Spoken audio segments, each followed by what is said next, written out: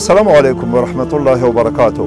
تر حمد صلات او سلام وروسته نیمه پیړۍ د مخه مو د ګران هیواد فرهنګي وضعیت هغه مهال یوازې راډیو افغانستان وه.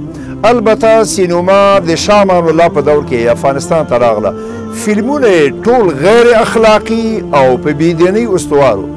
د پاچا ظاهر په دور کې د یوسف زلیخا او مرد نوزنه ته عنوان لاندې د هغه وخت د اطلاعات و فرهنګ بېدینه وزیر د یهودیانو څخه د 50,000 ډالرو په ترلاسه کولو سره خپور کړ.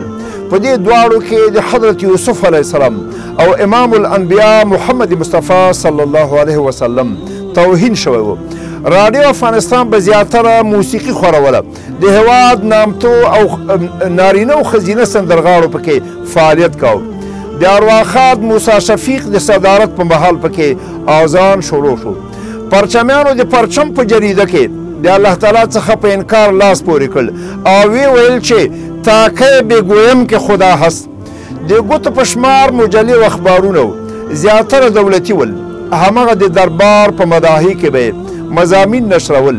په ظاهر شاهي دور کې خلقو پرچم د افغانستان د کمونیست ګوند نشرې وې چې د مسکو په مالي مټ به خپرېدلې. د لینن او د کارل مارکس نظریات به خپرول.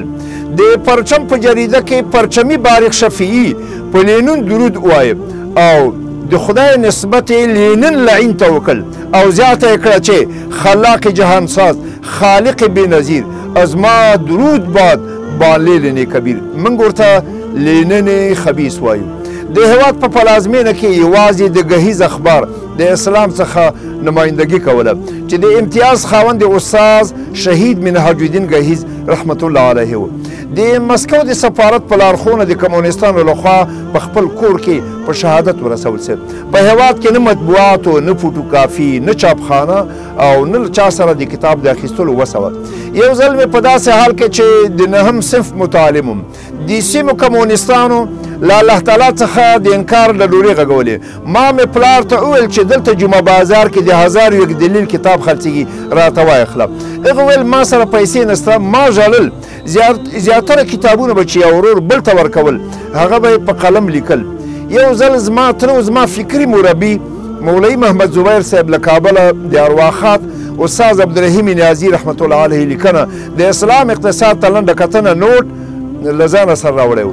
ما په قلم ولیکه چې کله پلار را سره ولید راته وویل په جب کې او د کور د حجرې په تاخچه کې مږدم چې کمونیستان در سره ګیر کړي نو زندان ته به دې بوځي. دا نو د داود خان د جمهوریت دور. ما ورته ویل پرېږده چې بندي مې کړي بیا زندان ته سفر خرڅ هم راونه لېږي. د ځوانۍ د دور احساساتي مسلماني. وروسته مې فکر کاوه چې پلار دې څومره معقول او مدبر انسان او څومره په ځای خبره یې کوله.